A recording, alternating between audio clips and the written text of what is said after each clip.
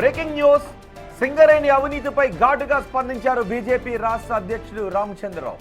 Naini coal block విషయంలో Congress BRS పార్టీలు సింగరేణిని దోచుకున్నాయని big టీవీతో అన్నారు. 2014 నుంచి 2026 వరకు జరిగిన వ్యవహారాలపై సమగ్ర దర్యాప్తు జరిపించాలని డిమాండ్ చేశారు. సింగరేణి నిర్వహణ రాష్ట్ర ప్రభుత్వం చేతిలో ఉన్నప్పుడు కేంద్ర మంత్రి కిషన్ రెడ్డిపై నిందలు వేయడం హాస్యాస్పదమన్నారు. రాష్ట్రంలోకి సిబిఐ రాకుండా నిబంధనలు పెట్టిన హరీష్ రావు ఇప్పుడు సిబిఐ గురించి మాట్లాడడం ఆయన అజ్ఞానానికి నిదర్శనమన్నారు. కంటోన్మెంట్పై దీక్ష ఓ డ్రామా అంటున్న రామచంద్రరావుతో మా ప్రతినిధి వెంకట్ ఫేస్ టు ఫేస్.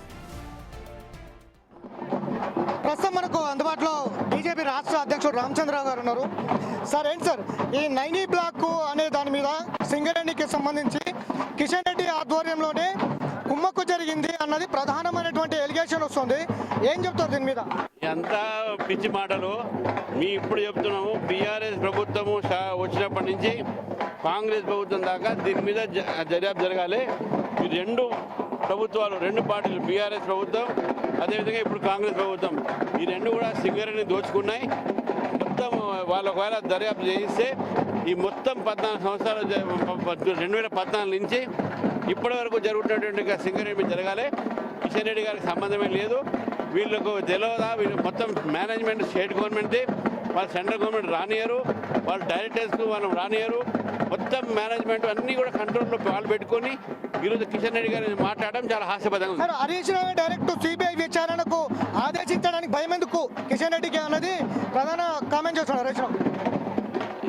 వాళ్ళ పెట్టిన హరీష్ రావు వాళ్ళ పిసి గవర్నమెంట్ పెట్టిందే రూలు, సిబిఐకు మీ చెప్పండి రావద్దని.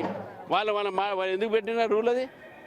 ఇప్పుడే రేవంత్ రెడ్డి గారు అనుమతిస్తే మొత్తం 2014 నుంచి ఇప్పటిదాకా సింగరేణి జరిగినటువంటి ఒక దాని మీద సిబిఐ ఎంక్వైరీ చేపిస్తారు. సార్ ఇంకొకటి, కంటోన్మెంట్ విలీనం పైన అక్కడ ఎమ్మెల్యే, స్థానిక ఎమ్మెల్యే నిరాహార దీక్ష చేస్తున్నారు.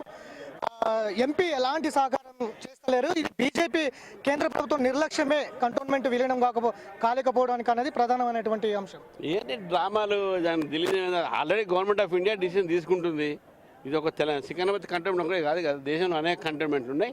అన్ని కంటోన్మెంట్ మీద జరుగుతున్నది.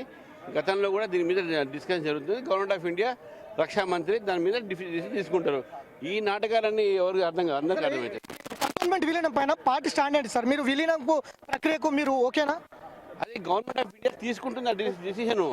కాబట్టి government of India A decision తీసుకుంటే భారతీయ జనతా పార్టీ ఏ స్టేట్లో అయినా దానికి కట్టుబడి ఉంటుంది. విలీన ప్రక్రియ కోసం బీజేపీ సహకరించాలి అని అంటున్నారు.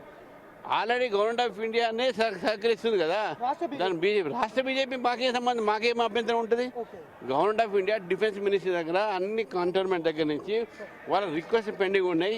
ఇది మర్జ్ చేయమని చెప్పి లోకల్ మున్సిపాలిటీస్తోని, మున్సిపల్ కార్పొరేషన్స్తోని అటువంటి నిర్ణయం గవర్నమెంట్ తీసుకుంటే తప్పకుండా దాన్ని మేము స్వాగతిస్తాం.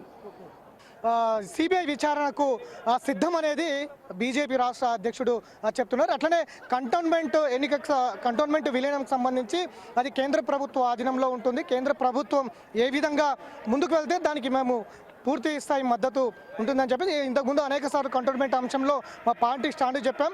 ఇప్పుడు కూడా చెప్తా ఉన్నాం, అదంతా కేంద్ర ఆధీనంలో ఉంటుంది. దానికోసం కేంద్ర ప్రభుత్వం ఎలాంటి నిర్ణయం తీసుకున్నా దానికి మేము కట్టుబడి ఉంటామన్నది రాష్ట్ర అధ్యక్షుడు చెప్తున్నటువంటి అంశం. Video journalist Srikanth.